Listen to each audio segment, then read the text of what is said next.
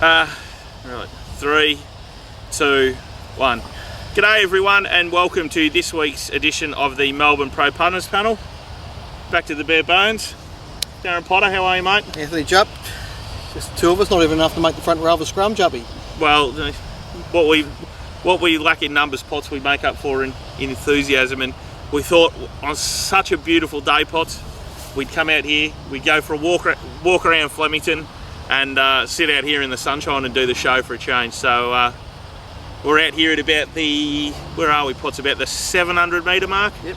Just before the point of where the straight track meets the course proper here, because we've got a couple of big weeks coming up here at Flemington, haven't we, Potts? We've got the Guineas meeting this weekend. Looks like some of those Sydney horses might head down because they can only dream of this sort of weather up there at the minute. So we might get some of those, and then of course we've got Super Saturday the week after. So there's a couple of really good meetings coming up here. Yep, looking forward to it, Juppy. We had a very good meeting there on Saturday. I went to Caulfield, worked upstairs. It was probably one of the better cash meetings that you'd find outside of the Spring Carnival, which you'd expect there. There was a good crowd there, good atmosphere, and it was pretty good racing too, Potts. Yeah, it was good racing. I had a minor losing day. Made one little error, so it's worth the punters keeping in mind that particularly in the races from the chute, I expected, particularly in those big fields in the Oakley Plate and the Blue Diamond, for them to be bunched enough to slingshot horses into it. Yeah. But as soon as the wind swings around the other way, you can lead from the inside. Yeah. And the key to Scheidel and Fartnar Quinella the Oakley Plate was in the middle stages of that race.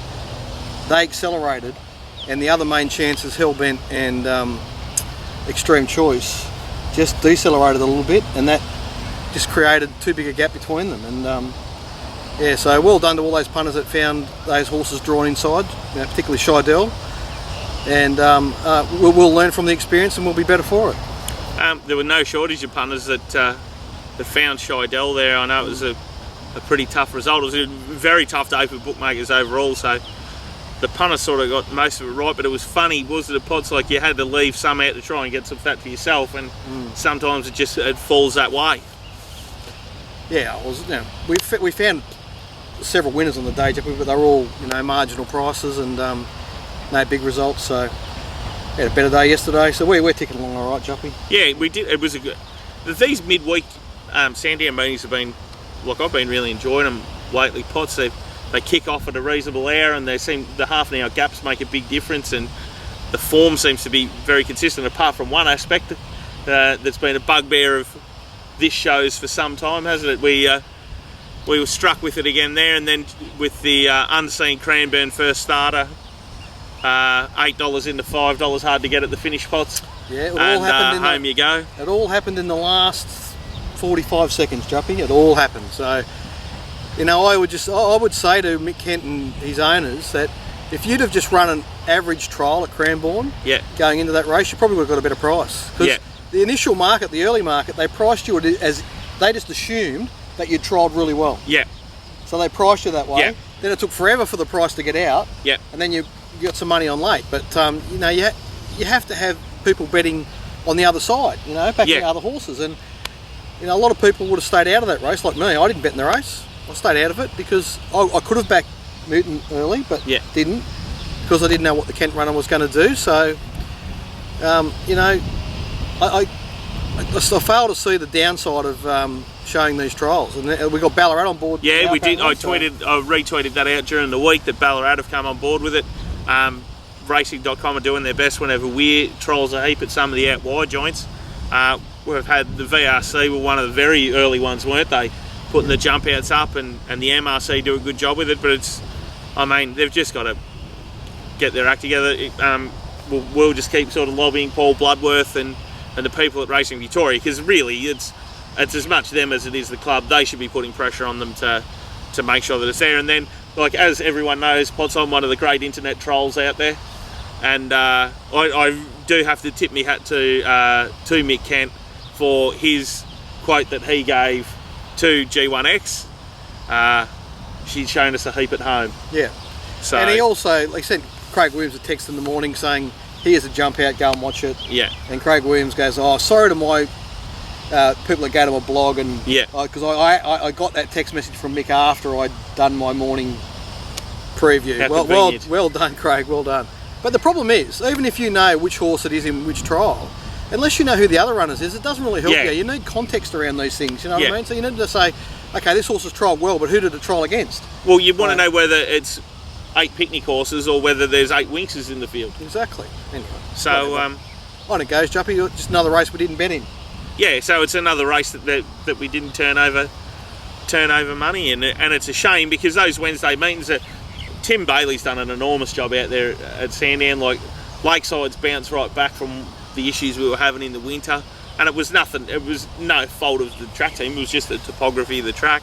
They've sorted that out, and we've had brilliant summer racing out there every Wednesday, and I wouldn't mind if they threw a couple more Saturdays into the mix out there, Potts. So No, absolutely. Sandown's outstanding. It's just been racing so well, and we'll probably get Tim Bailey on the show one day Yeah. to explain what happened, because it was from originally when they built the Lakeside track. My understanding is an area of the track slowly sunk over time. Yeah. And that's what caused all the problems. They've lifted that ground back up, and they've done a brilliant job. It's racing, and it's just tremendous how well it's racing. And now it's a credit to Tim and all of his staff. You know, all the track managers in Melbourne do a good job.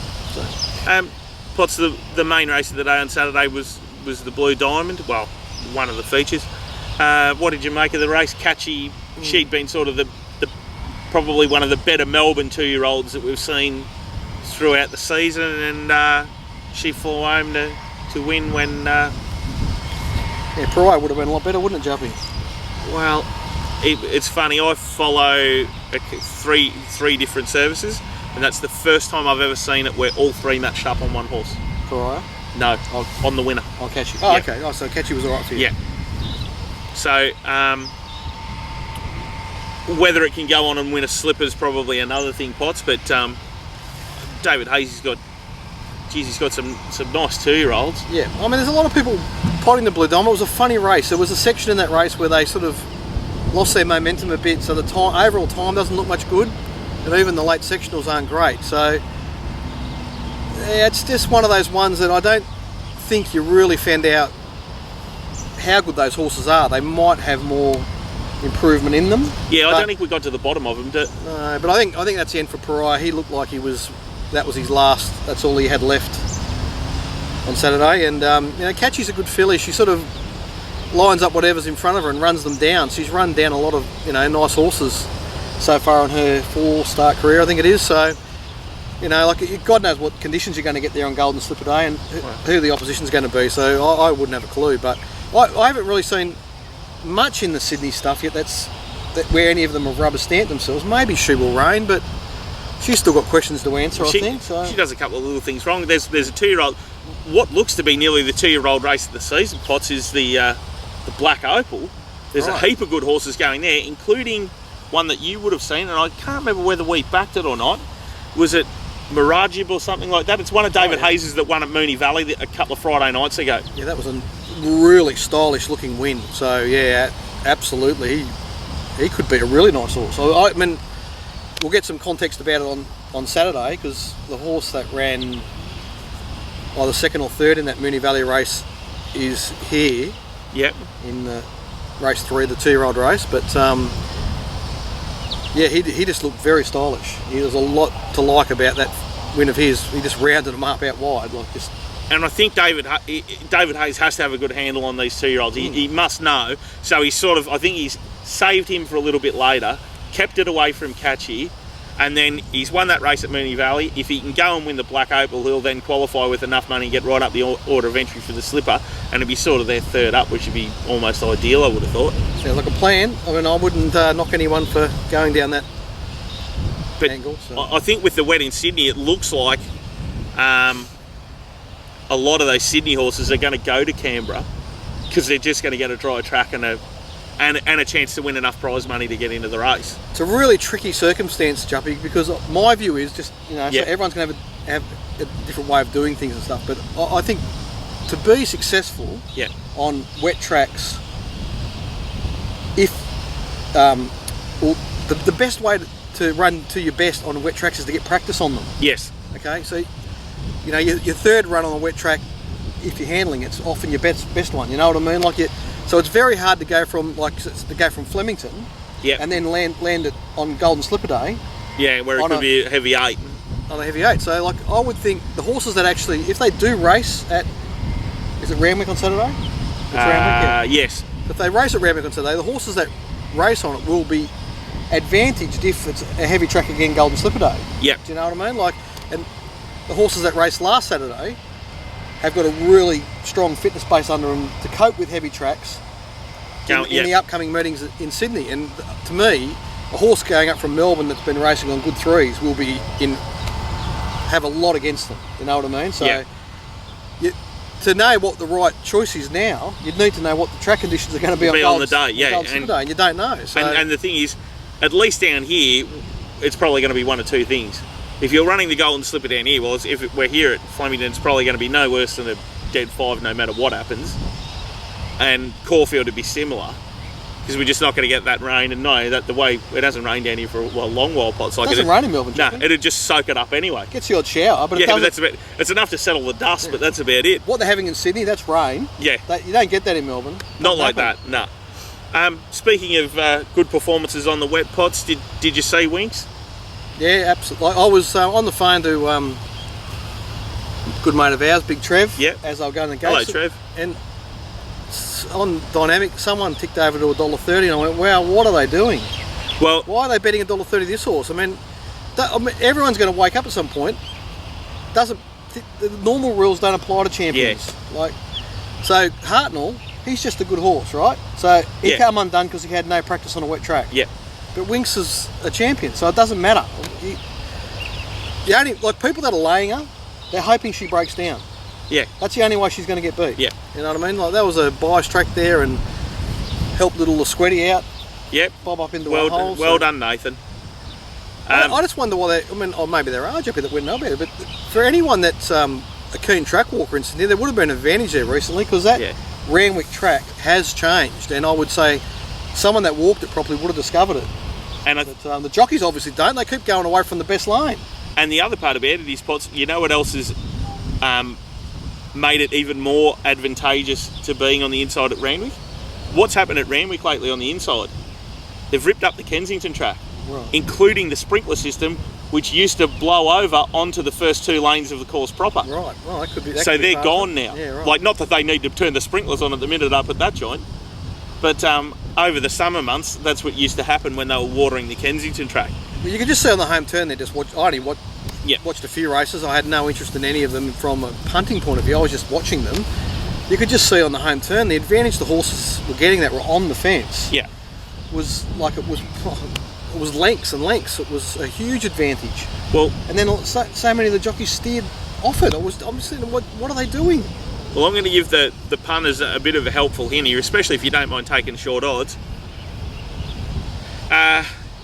Basically, the tote pool operators in Australia are bound by legislation to give a certain amount of the round down back to the punters. The Tabcorp do it via jackpots. UBET do it a bit differently. They use it as a tool to jam the corporates. So what they do is they pick Group 1 races with short favourites. They did it all through the Black Caviar era, where they don't take anything out of that pool. So you're betting into a 100% pool. So punters, don't be afraid to back Winks at your best tote and SP products, because you can guarantee that UBET won't be taking anything out. Hence the reason she paid $1.30 best tote. Yeah, well, you can't guarantee, Jumpy, but you can be. You can be supremely confident. But at least you know you're going to get probably 100%, if not slightly a tick over. Yeah. Which, let's face it, that's the sum total of the game, is that the Potters trying to get that in your favour. Absolutely. And there's a lot less reliable conveyances than Winks going around. So it was a good price. So those punters that took the $1.30, well played. Well, I did do that. That was one of the few things I've done right in the last couple of months, Potts. All right, well, that might do us for part 1. We'll come back and we're going to have a look at Guineas Day here at Flemington and talk about this very, very nice stretch of grass here, Potts. Why not? Sounds good, Joppy. We'll be back in a moment with part 2.